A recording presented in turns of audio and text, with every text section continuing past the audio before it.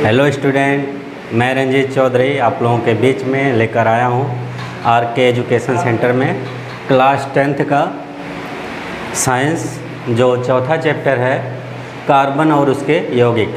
तो इसमें हम बताएंगे आप लोगों को कि किस प्रकार से IUPAC नाम लिखा जाता है। तो आइए देखते हैं उसके बारे में। देखो बच्चों, सबसे पहले IUPAC नाम लिखने के लिए ये याद होना ज़रूरी है, यानी कार्बन की एक संख्या रहेगा तो मेथ होगा, कार्बन की संख्या 2 रहेगा तो एथ होगा, कार्बन की संख्या 3 रहेगा तो प्रोप होगा, कार्बन की संख्या 4 होगा तो ब्यूट, फिर 5 होने पर पेंट, 6 होने पर हेक्स और 7 होने पर हेप्ट और 8 होने पर ऑक्ट, और कार्बन की संख्या जब 9 होती है तो नान, और कार्बन की संख्या 10 होती है तो डेक।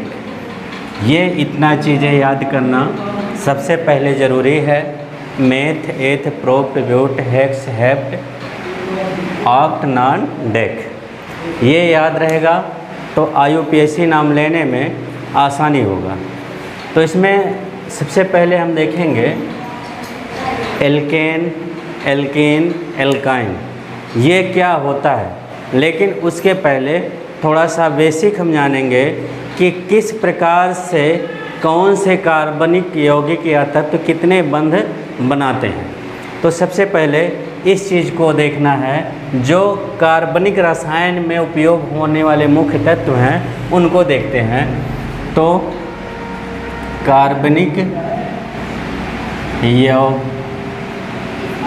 कार्बनिक रसायन में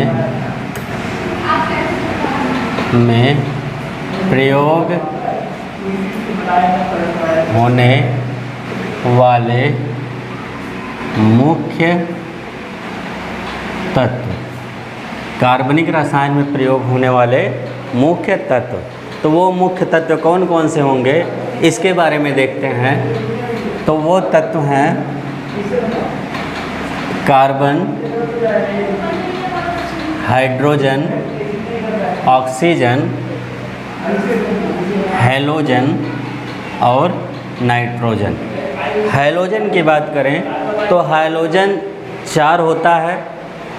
ये 4 हैलोजन जो है वो है Cl यानी क्लोराइड, ब्रोमाइड, आयोडाइड और फ्लोराइड। ये 4 प्रकार के हैलोजन होते हैं। ये हैलोजन 4 प्रकार के होते हैं, क्लोराइड, ब्रोमाइड, आयोडाइड और फ्लोराइड। तो अब देखते हैं कि इनकी संयोजकता कितनी होती है, क्योंकि जो इनकी अयुग्मित संयोजकता होती है वही उतने ये बंध बनाएंगे, उतने ये बॉन्ड बनाएंगे। तो सबसे पहले एक लुईस संकेत के अनुसार देखते हैं। लुईस संकेत क्या होता है? लुईस संकेत के अनुसार जो कार्बन है, कार्बन के लास्ट कक्षक में, लास्ट कोष में टोटल 4 इलेक्ट्रॉन आते हैं। कार्बन में लास्ट वाले कक्षक में टोटल 4 इलेक्ट्रॉन आते हैं। तो 4 इलेक्ट्रॉनों का आवंटन इस प्रकार से हुआ। हाइड्रोजन की बात करें, हाइड्रोजन का तो एक ही परमाणु क्रमांक होता है, लेकिन तो इसका इलेक्ट्रॉनिक विन्यास भी 1 होगा, तो इसमें 1 इलेक्ट्रॉन, ये लुईस संकेत के अनुसार हो रहा है। फिर ऑक्सीजन की बात करें, ऑक्सीजन में टोटल कुल लास्ट वाले कक्षक में 6 इलेक्ट्रॉन होते हैं। तो उन 6 इलेक्ट्रॉनों का इस प्रकार से बंटवारा होगा। पहले एक राउंड में एक इलेक्ट्रॉन आ जाएंगे और फिर दोबारा 2 तो इसमें से देखो इस प्रकार से इलेक्ट्रॉन इसमें हुए। हैलोजन की बात करें, हैलोजन के लास्ट कक्षक में टोटल 1 इलेक्ट्रॉन, 7 इलेक्ट्रॉन होते हैं, टोटल 7 इलेक्ट्रॉन होते हैं। और ये 7 इलेक्ट्रॉन का इस प्रकार से 5, 6, 7 इस प्रकार से बंटवारा हुआ। फिर नाइट्रोजन की बात करें, नाइट्रोजन में लास्ट वाले कक्षक में टोटल 5 इलेक्ट्रॉन होंगे, लास्ट वाले कक्षक में टोटल 5 इलेक्ट्रॉन होंगे। तो इस प्रकार से इलेक्ट्रॉन को भरेंगे तो ये हुआ। अब इसमें यदि हम इनकी संयोजकता देखें तो संयोजकता इस प्रकार से होगा। यहाँ सबसे पहले अयुग्मित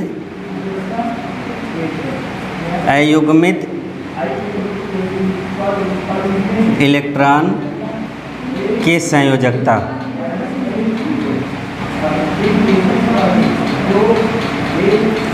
इसमें देखेंगे कितने इलेक्ट्रॉन अयुग्मित हैं। तो इसमें 4 के चारों इलेक्ट्रॉन अयुग्मित हैं। युग्म का मतलब होता है जोड़ा, ठीक। तो इसमें चारों इलेक्ट्रॉन अयुग्मित हैं, तो कार्बन की संयोजकता 4 हुआ। हाइड्रोजन में टोटल 1 ही इलेक्ट्रॉन है, तो इसकी संयोजकता 1 होगा। ऑक्सीजन की बात करें, ऑक्सीजन में टोटल अयुग्मित इलेक्ट्रॉनों की संख्या 1, 2 है, क्योंकि 2 इलेक्ट्रॉन इसमें युग्मित हैं और 2 अयुग्मित हैं, तो इसकी संयोजकता 2 होगा। हैलोजन की बात करें तो 3 युग्मित है और 1 अयुग्मित है, तो इसकी संयोजकता 1 होगा। नाइट्रोजन की बात करें तो 1 युग्मित है, बाकी 3 अयुग्मित है, तो इसकी संयोजकता 3 होगा। अब देखो संयोजकता के आधार पर हम इसकी संरचना कैसे करते हैं, तो इसके बारे में देखें। तो यहाँ पर लिखा जाएगा संरचना।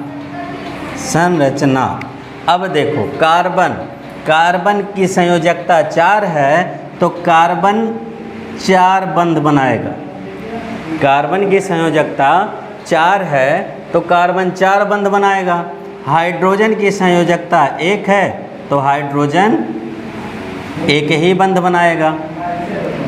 ऑक्सीजन की बात करें, ऑक्सीजन की संयोजकता 2 है, तो ऑक्सीजन 2 बंध बनाएगा। हैलोजन की संयोजकता 1 है, तो हैलोजन भी 1 बंध बनाएगा। नाइट्रोजन की संयोजकता 3 है, तो नाइट्रोजन टोटल 3 बंध बनाएगा। तो इस प्रकार से ये रहा कुछ बेसिक, जो किस प्रकार से हम संरचना करेंगे कार्बनिक यौगिकों की या तत्वों की। तो इतना नोट करना हो तो नोट कर लीजिए, फिर आगे बढ़ते हैं।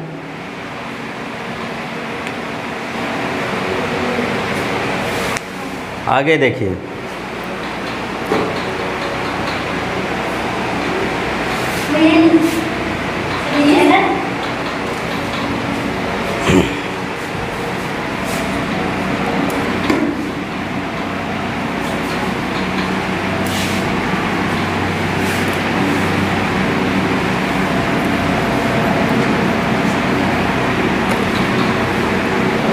आगे देखिए, आगे जो कार्बनिक IUPAC नाम इसका जो होगा, IUPAC नाम इसका किस प्रकार से हम लेंगे उसके बारे में।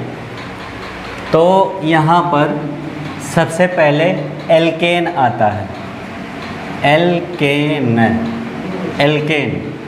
एल्केन का सूत्र होता है CnH2n+2, ये होता है एल्केन का सूत्र। और एल्केन में जो बंध की संख्या होती है वो टोटल सिंगल बॉन्ड ही रहेंगे। एल्केन में शुरू से लेकर लास्ट तक चाहे जितने कार्बन जुड़े हों, तो उसमें बॉन्ड की बात करें तो टोटल सिंगल बॉन्ड ही आएगा, ठीक। तो हम इसकी पहचान की बात करें कि इसकी पहचान क्या होगी, तो इसकी पहचान होगी कि C और H केवल 2 ही कार्बन परमाणु होते हैं। एक कार्बन दूसरे कार्बन से एकल बंध द्वारा यानी सिंगल बॉन्ड के द्वारा जुड़ा होता है। पहचान की बात करें तो पहचान में रहेगा कार्बन और हाइड्रोजन केवल दो ही परमाणु होते हैं तथा एक कार्बन दूसरे कार्बन से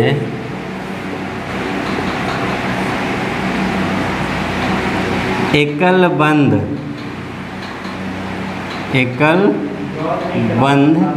कोष्ठक में सिंगल बॉन्ड के द्वारा जुड़ा होता है। ये रहा इसका पहचान कि C और H यानी कार्बन और हाइड्रोजन केवल दो ही परमाणु होते हैं और एक कार्बन दूसरे कार्बन से एकल बंध द्वारा जुड़ा होता है। इस प्रकार से इसका पहचान हो गया। नाम लेने के नियम की बात करें तो नाम लेने के नियम में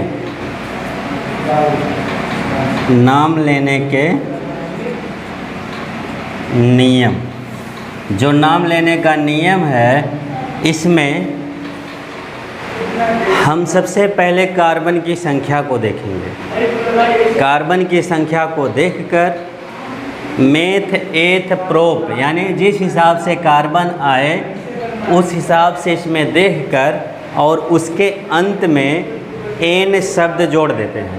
जहाँ पर सिंगल बॉन्ड रहेगा वहाँ पर एन शब्द जुड़ेगा। ठीक, एन शब्द जोड़ देते हैं। तो इसमें लिखेंगे कार्बन परमाणु की संख्या को देखकर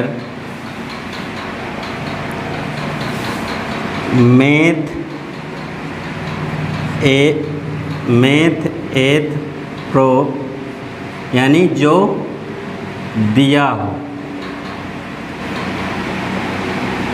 लिखकर एन शब्द जोड़ देते हैं। ये रहा नाम लेने का नियम। अब कुछ एग्जाम्पल देखते हैं किस प्रकार से नाम लिया जाएगा। तो एग्जाम्पल में देखो, मान लो CH3 CH2 CH2 CH3 इस प्रकार की संरचना दिया है, तो इसका हम नाम कैसे लेंगे। तो इसमें एक नियम है कि सबसे पहले हम यहाँ देखो कार्बन परमाणु की संख्या को देखेंगे। तो कितने कार्बन हैं, 1 2 3 4, टोटल 4 कार्बन है। तो 4 कार्बन जिसमें रहता है उसका नाम होता है ब्यूट, और ब्यूट में एन शब्द हम जोड़ देंगे। तो ये हो जाएगा ब्यूटेन, ये हो जाएगा ब्यूटेन। यहाँ देखिए ब्यूट धन एन बराबर ब्यूटेन। ठीक, इस प्रकार से हम इसका नाम लेंगे। अब अगला एग्जाम्पल देखिए, आगे एग्जाम्पल, इसके लिए ऊपर से थोड़ा सा हटाना पड़ेगा।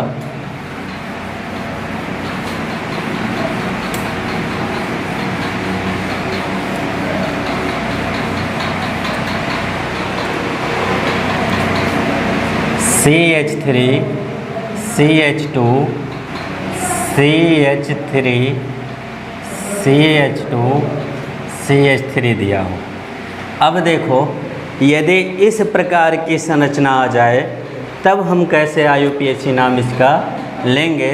तो इसमें एक नियम है कि सबसे पहले हम श्रृंखला का चयन करेंगे। श्रृंखला का चयन का मतलब कि सबसे पहले देखेंगे कौन सी श्रृंखला पार्श्व श्रृंखला है और कौन सा श्रृंखला मुख्य श्रृंखला है। तो पार्श्व श्रृंखला वो होगा जो सबसे छोटे श्रृंखला मिलेगा और मुख्य श्रृंखला वो होगा जो श्रृंखला सबसे लंबी होती है। तो यहाँ देखिए, यदि 1 2 3 4 ऐसे 4 कार्बन हमें मिल रहे हैं, 1 2 3 4 5, इस प्रकार से हमें 5 कार्बन मिल रहे हैं। तो यानी कि इस श्रृंखला का हम चयन करेंगे और जब इस श्रृंखला का चयन करेंगे, ये है मुख्य श्रृंखला, ये है मुख्य श्रृंखला और ये श्रृंखला जो बचा ये है पार्श्व श्रृंखला, ये है पार्श्व श्रृंखला। तो हम मुख्य श्रृंखला का चयन करेंगे, लेकिन उसके पहले हम इसका नाम कैसे करेंगे, नामकरण कैसे करेंगे।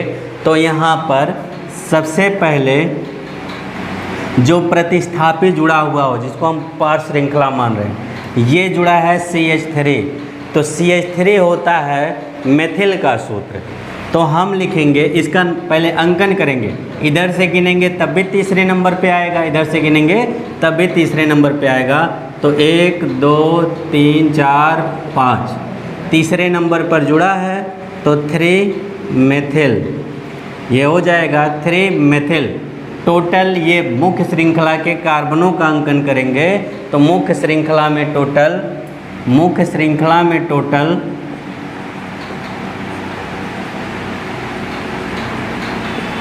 5 कार्बन हैं। तो 5 पे पेंट आएगा और पेंट में एन जुड़ेगा तो हो जाएगा पेंटेन। इसका नाम हो जाएगा 3 मेथिल पेंटेन। तो इस प्रकार से ये पहला जो है एल्केन समाप्त हुआ। और यदि आप लोगों को वीडियो अच्छा लगा हो तो लाइक करिए, सब्सक्राइब करिए, बेल आइकन ज़रूर दबाएं। धन्यवाद।